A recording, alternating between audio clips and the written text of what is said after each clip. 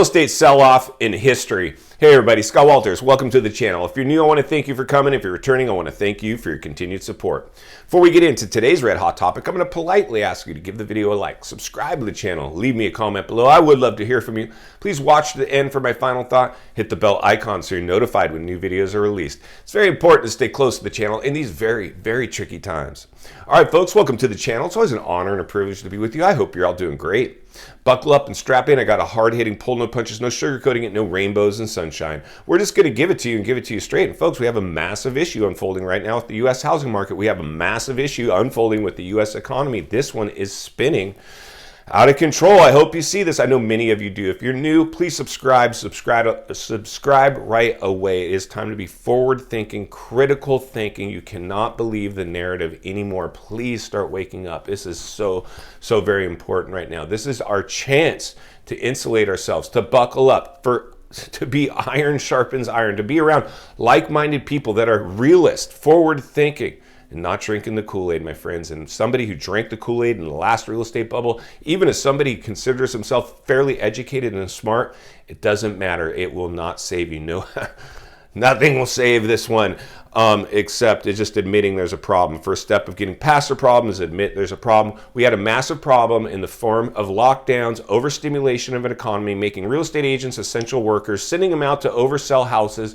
overappraised values. This isn't a garden variety bubble. This was a super bubble. So the blowback logically has to be more significant than the last bubble. I believe this bubble is going to make the last bubble look like a warm up. And I know many of you are seeing the writing on the wall now.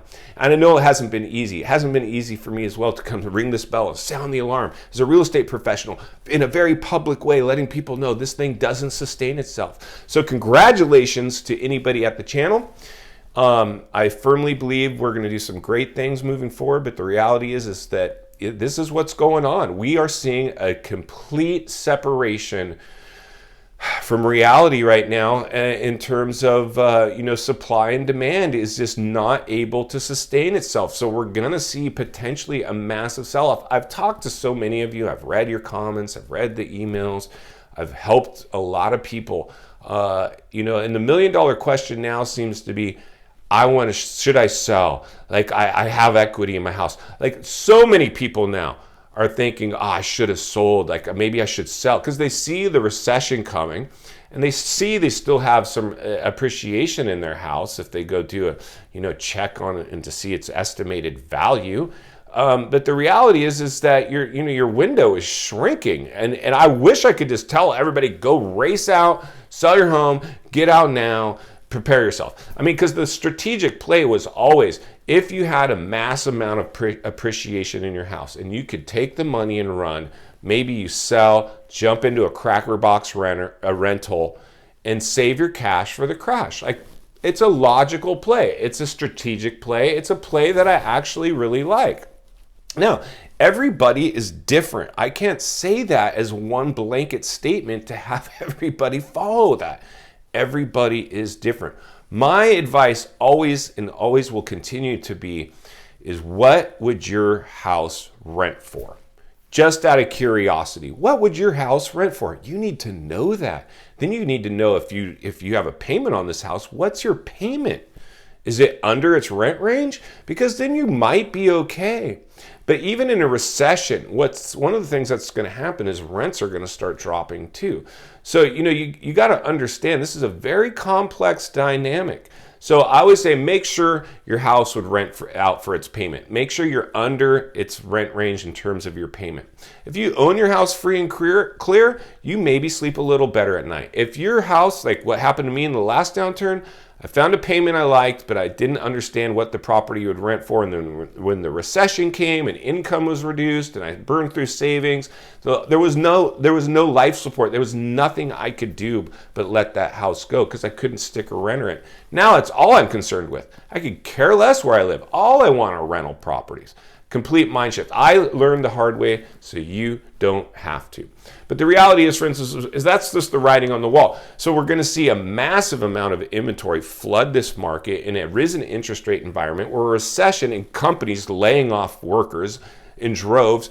This thing is all trending the wrong direction, depending on how you're looking at it.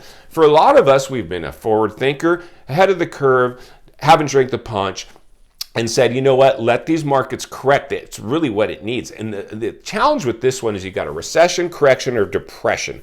3 levels of an economic downturn. Depressions typically cycle every 100 years. We are in the 100-year cycle. So that one for me continues to be on my mind. Like, is that going to visit us? And the logic would tell you, yes, it is going to visit us. So what can we do? Well, try to insulate ourselves with as much cash as possible. Get out of debt. Start trimming some of the fat. Start reducing some of the bills. Do whatever you can to save money. That is just the bottom line. I mean, save your money for a rainy day. Save it for whatever you need to save it for. But you need a cushion. It's like I always come back to when I got into real estate, like if you're going to become a real estate agent, make sure you have a year's worth of cash reserves to carry yourself while you're getting into the business. And it's never been more true than right now. Most real estate professionals are going to be on their way out, especially if they relied purely on commission checks to pay their bills. They didn't have alternate sources of income. If you're relying on one income stream and you're a commission-based salesperson in real estate and you just went through this most euphoric housing bubble ever produced and felt like this could last forever, I hate to be the one that tells you this, but you're probably going to be taking a 9-to-5 real job if you can find one pretty soon, because as you know, I mean, I'm preaching to the choir. If you're in real estate and this is you, the sales are drying up. They're not there anymore. They're gone. Like I said before, I went from buried in buyers to buried in sellers, but it's just now starting. The floodgates are about to open. In final thoughts today, friends, I come to you as a friend, as a real estate professional. Somebody wants to see you win, not only in real estate, but win in life. I know by buying in the height of a real estate bubble will not provide that. Buying outside the bubble for pennies on the dollar will. That's why we have to go against the grain, band together, and understand that many people it's going to be herd mentality again. Heard a saying once, I really loved it. The opposite of courage is not cowardice, it's conformity. And that's the problem with us today. We conform to what everybody else is doing. Herd mentality. It's very important that we understand that and understand it well. Please stick around with the channel, because my job is to continue to help protect as many people as possible. Your job's hopefully to help me do that. If you appreciate the content, I do want to humbly ask you to give the video a like, subscribe to the channel, and leave a comment below. I would love to hear from you. There's social media links in the description of this video if you'd like to contact me there, along with links to other channels I've appeared on. I think that you might enjoy. If you're interested in buying or selling real estate here in America, there's an email for you as well where we're happy to help you. And we have offers from WEBULL, EKSTER Wallets, Realthy. For real estate professionals, a lot of good offers from companies that have supported me, and I support them as well. So, links in the description below.